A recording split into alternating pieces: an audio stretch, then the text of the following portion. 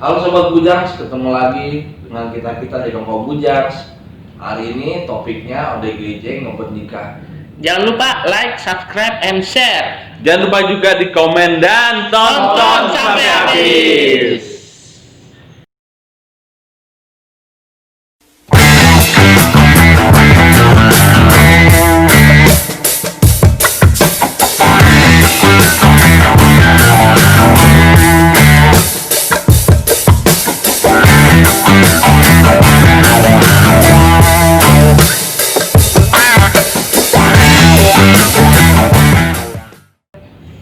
Sobat Bujang, segmen kali ini kita namakan Kongko Bujang menjawab. Karena topik hari ini ODGJ ngebet nikah itu dari status di Facebook komunitas peduli skizofrenia atau KPSI itu udah sering banget tuh yang menulis status pengen nikah gitu kan. Dulu pada anggota juga kan? Iya. Juga menarik juga kita bahas di sini bagaimana menurut para bujang ODGJ nikah gitu. Silakan aja dah, siapa yang mau mulai duluan nih? Ya Bujang Mehong dulu ya. Silakan. Menurut Bujang Mehong sih ODGJ pengen banget nikah berumah tangga gitu. Ya penting. Karena kan mereka udah dewasa gitu. Jadi kebutuhan biologis, kebutuhan harus psikologis juga, spiritual juga gitu. Jadi harus balance gitu. Kita sebenarnya di sini semua biarpun STMJ gitu ya. Betul STMJ. Sudah tua masih jomblo. Jadi kita semua emang pengen nikah gitu. Jadi wajar-wajar aja. Sebenarnya itu hal yang natural. Wajar-wajar aja ya. Wajar. Tapi ada syaratnya juga. Apa tuh? Misalkan jangan sesama DGJ. Kita bisa keturunannya mungkin mengalami gangguan jiwa juga atau nggak bisa kalau kita lagi relapse atau apa gitu, dua-duanya relapse kan bisa kacau gitu. Terus satu lagi kayaknya sulit kalau sama ODGJ membangun rumah tangga gitu. Kalau gue sendiri, gue juga pengen nikah atau ngebet nikah. Cuman gue masih mikir panjang gitu. Ada proses-prosesnya, mungkin gue harus stabil atau pulih. Gue sebenarnya juga pengen nikah gitu. Cuman karena guanya belum siap, dan kebutuhan emang sih apa yang dibilang Bujang Mehong bener, itu suatu kebutuhan biologis. Cuman karena guanya belum siap gitu, akhirnya gue masih menunda-nunda dulu dan mencari waktu yang tepat buat nikah atau buat kawin lah, begitu. Yang lain gimana nih? Kalau menurut gua juga pengen nikah dong. Nah, karena setiap orang pasti kalau ditanya, kalau udah dewasa pasti, gua mau berkarir, habis itu gua mau menikah, habis itu punya anak. Nah, sama gua juga seperti itu.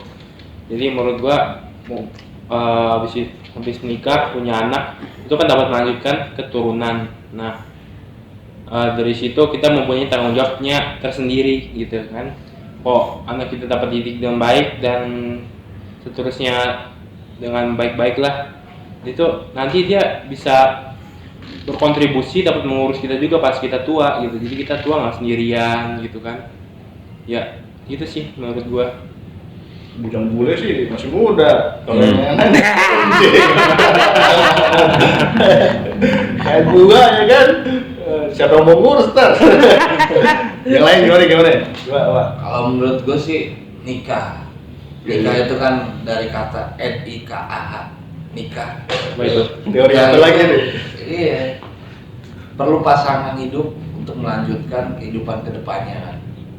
Kalau kita sendirian mungkin kita nggak ada teman berbagi atau teman curhat untuk melewati masa-masa sulit gitu. Bagi gue nikah itu emang perlu dan nggak, kalau yang bagian lain nggak harus, kalau bagi gue perlu. Karena apa? Kalau nikah kita bisa menyalurkan hasrat kita. Ini kan karena kita udah dewasa ya. Kita bisa menyalurkan hasrat kita, keinginan kita kepada pasangan, dan pasangan mengerti. Kedua, kalau untuk ODGJ seenggaknya mesti pulih dulu.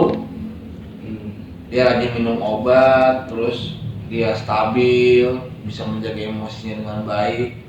Habis itu baru bisa dipikirkan menikah. Tapi harus punya kerjaan juga. Kalau dia nggak punya kerjaan nikah, Siapa sama yang juga ngasih bohong, makan masih makan. daun? Iya. Batu.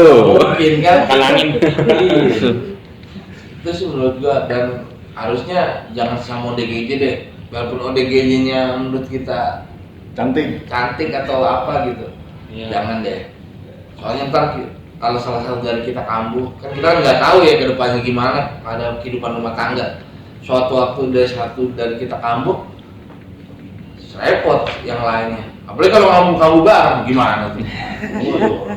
Siapa yang ngurusin? Siapa yang ngurusin? Yang ada dikurung berdua. Aduh. Ya gitu sih kalau menurut gue. Dikurung di kandang. Kurung. Enak dong. Rangkeng. Dikurung berdua. Beres deh. Itu di ruang isolasi takutnya begitu. Kalau Bujang Akik gimana? ODGJ berhak sih untuk menikah gitu, asal seperti yang dibilang tadi, pulih, produktif dan mandiri gitu. Kalau belum memenuhi hal itu ya diusahakan jangan menikah terlebih dahulu gitu. Kalaupun belum punya pekerjaan ya nggak apa-apa juga sih nikah sih, kan ujian juga itu nggak punya pekerjaan kan, ujian kesetiaan gitu. Tapi kalau nggak kerja terus kan sama juga bohong deh. Yang penting memberi semangat bekerja. Diomelin mama mertua kalau nggak Iya kerja. loh. Nah, makanya tinggalnya jangan di rumah mertua, kalau bisa ngontrak gitu. Kalau di rumah mertua takutnya masalah makanan aja kan, yang masalah makanannya bisa jadi berantem. Iya. Itu ada pohonnya tuh, Bujang Akik, Ya, lidah mertua. gitu aja sih menurut gue sih. Kalau Bujang Kupal gimana nih? Kalau gua gimana ya, gua sebenarnya hasrat nikah tuh gede banget gitu. Cuman kadang gua mikir gitu, kalau gua nikah ntar gua namanya pernikahan kan dua orang jadi satu kan ya, jadi tuan gitu kan. Gua satu buat. Nah kita kadang gue mikir, karena gue udah terbiasa bebas gitu, gue takutnya ntar pas gue nikah agak terbelenggu gitu. Jadi nggak bisa main ke rumah teman-teman lagi gitu, nongkrong lagi gitu, terus fokus ke istri gitu kan. Terus apalagi ntar gue mikirnya kalau udah punya anak gitu, gue bisa nggak gitu. Kadang ya salah satu penyakit gue gitu, mikirnya kepanjangan gitu. Kalau gue punya anak, gue bisa nggak bangun malam-malam gitu terus Cuciin sempak. kayak gitulah. Bener banget itu. Ampun. Jadi gue agak pengen banget nikah, tapi satu sisi lagi gue takut gitu buat ngejalaninnya gitu. Tanggung jawabnya berat ya. Iya. Berat. Dan kalau bisa ditambahin sih, nikah itu kalau bagi yang benar-benar udah siap, yakin udah ada ekonomi cukup, stabil dan ya pulih gitu, ya nggak apa-apa lo nikah. Tapi kalau lu belum dari ketiga syarat itu stabil, pulih dan ekonomi ada, lu jangan dulu deh, gue bilang. Mendingan pakai cara lain. Cara lain apa maksudnya? Apa? Menyalurkan hasrat gitu. Kamar mandi. Kamar mandi ada. Sabun mandi jadi ban baik. Kamar mandi apa, hand body lotion. Itu. Kalau om gua sih bilang kalau nyari itu yang sepantaran ya, gitu ya. Yang tinggi-tinggi juga iya itu betul. Sepantaran, maksudnya Iya, sepantaran. sepantaran. Seumuran. Ya, seumuran banyak sih, sepantaran seumuran, ekonomisan gitu. Ekonomisan. Sepantaran mama maksudnya. Iya bener banget sih yang sobat Bujang yang Bujang ngomongin, bener banget, gue juga setuju. Emang pernikahan itu bukan satu hal yang kelihatannya enak dilihat doang gitu ya, tapi pas menjalaninya kan penuh tanggung jawab gitu kan. Dan kalau kita belum siap secara apalagi tadi finansial, Ekonomi, finansial, ekonomi, stabilitas. kita sendiri sebagai ODGJ belum pulih, belum stabil, ya kan? Belum produktif, nah itu perlu dipikirkan. Belum pulih secara ekonomi ya. Makanya salah satunya pulih gangguan jiwa, pulih ekonomi. Kalau menurut gua jangankan ODGJ ya, orang Yang pada normal. umumnya aja gitu ya. Kalau dia nggak bisa nurunin egonya masing-masing itu udah Iya. susah kan? Benar. Benar. Kan apalagi kalau ODGJ gitu, misalkan dia nggak nggak tilikan dirinya masih nggak bagus lah Iya. gitu. Maunya dirawat, di apa gitu kan, sedangkan istrinya misalkan dia harus kerja, harus ini gitu. Iya. Seperti itu. Nggak bisa begitu ya.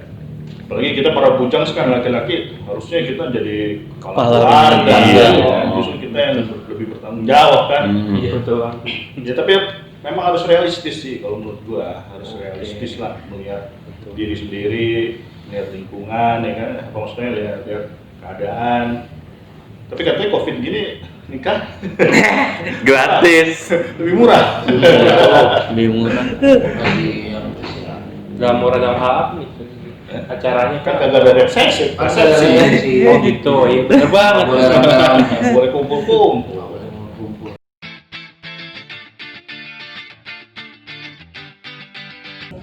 Hai sahabat Bulu Jiwa, saya Patrick, anggota KPSI, ingin menawarkan kaos KPSI dengan ukuran S sampai triple XL. Kalian yang ingin memesan kaos KPSI ini bisa melalui Tokopedia di Galeri KPSI dan bisa menghubungi kontak saya yakni 0877 8564 1902. Ya, kaosnya yakni seperti ini. Kalian bisa mendonasikan untuk KPSI untuk bertahan di link ini. Sampai jumpa.